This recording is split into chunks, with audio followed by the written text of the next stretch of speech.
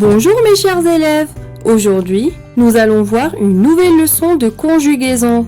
L'imparfait des verbes être et avoir. L'imparfait, c'est quoi?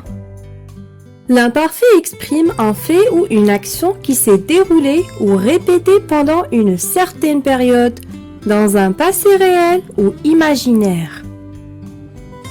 L'objectif de notre leçon, c'est l'application de la règle d'engendrement de l'imparfait aux verbes être et avoir. Allons voir quelques exemples de phrases conjuguées à l'imparfait. Des policiers réglaient la circulation.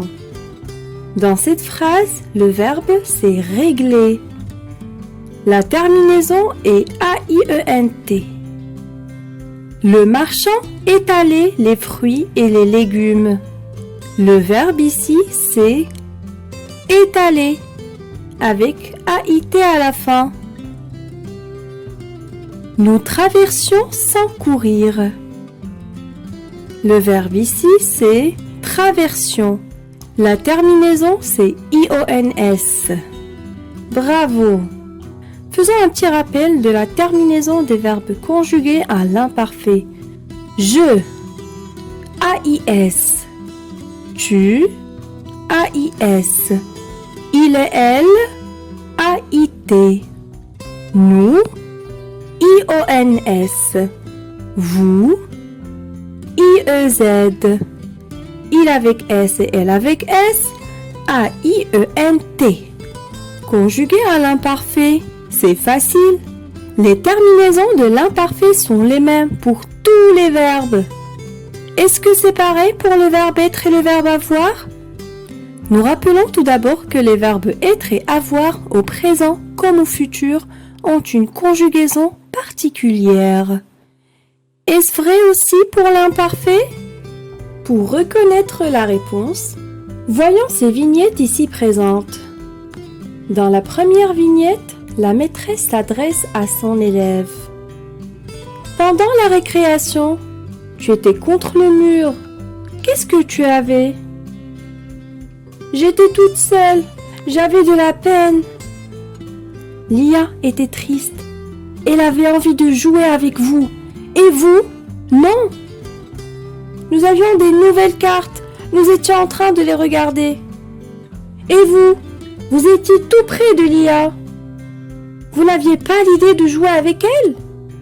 Nous étions en train de jouer à la corde. Alors, tous les élèves avaient une bonne excuse.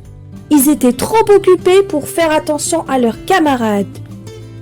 Dans chaque vignette, nous avons deux phrases. Nous allons chercher ensemble le verbe de chaque phrase.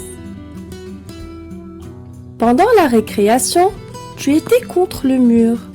Qu'est-ce que tu avais? Alors, pour trouver le verbe, nous allons changer le temps de la phrase. Nous allons transformer les phrases au présent. Alors, on va dire, pendant la récréation, tu es contre le mur. Qu'est-ce que tu as? Le verbe ici, c'est est. Donc, ES ici remplace était. Dans la deuxième phrase, le verbe c'est AS. AS remplace avait. Alors, ça vous rappelle quelque chose? Très bien. Dans la première phrase, nous avons le verbe être. Et dans la deuxième phrase, nous avons le verbe avoir. Nous allons faire la même chose pour les autres vignettes. J'étais toute seule. J'avais de la peine. Si on transforme ces deux phrases au présent, nous allons dire « Je suis toute seule. J'ai de la peine. » Donc là aussi, nous avons le verbe être et le verbe avoir. Dans la troisième vignette, Lia était triste. Elle avait envie de jouer avec vous. Et vous, non? Alors, si on transforme ces phrases au présent, nous allons dire « Lia est triste. Elle a envie de jouer avec vous. » Et vous, non? Bien, là aussi nous avons le verbe être et le verbe avoir. Dans la quatrième vignette, nous avions des nouvelles cartes. Nous étions en train de les regarder.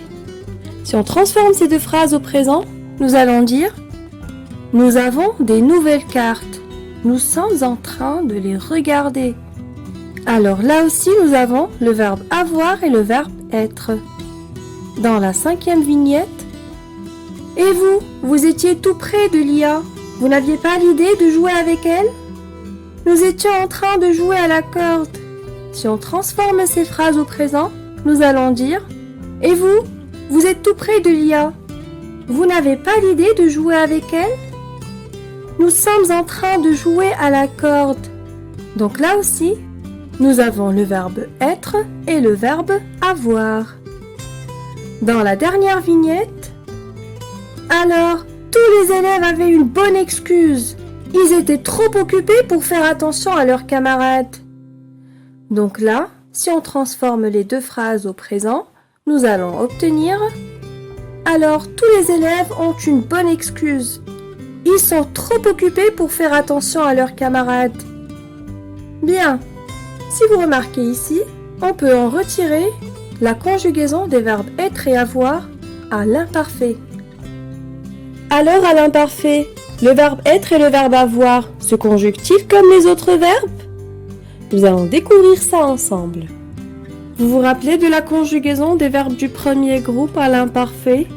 Nous avions dit que pour conjuguer un verbe du premier groupe à l'imparfait, nous devons supprimer la terminaison de l'infinitif et la remplacer par la terminaison de l'imparfait.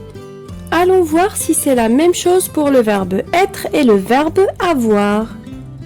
Nous allons supprimer la terminaison de l'infinitif. Pour le verbe être, c'est RE. On prend le radical et on ajoute la terminaison de l'imparfait. Pour je, AIS. Pour tu, AIS. Pour il et elle, AIT. Pour nous, IONS. Pour vous, IEZ. Pour il avec S et elle avec S, AIENT. Nous allons conjuguer ensemble le verbe être à l'imparfait. J'étais, tu étais, il et elle étaient, nous étions, vous étiez, il avec S et elle avec S étaient. Alors là, si vous remarquez, on a gardé le radical et on a remplacé la terminaison de l'infinitif par la terminaison de l'imparfait. Mais il faut faire attention à l'accent sur le E. À l'infinitif, on a un accent circonflexe. Mais quand on veut le conjuguer, on remplace l'accent circonflexe par un accent aigu. Très bien. Nous allons voir maintenant la conjugaison du verbe avoir à l'imparfait. Nous allons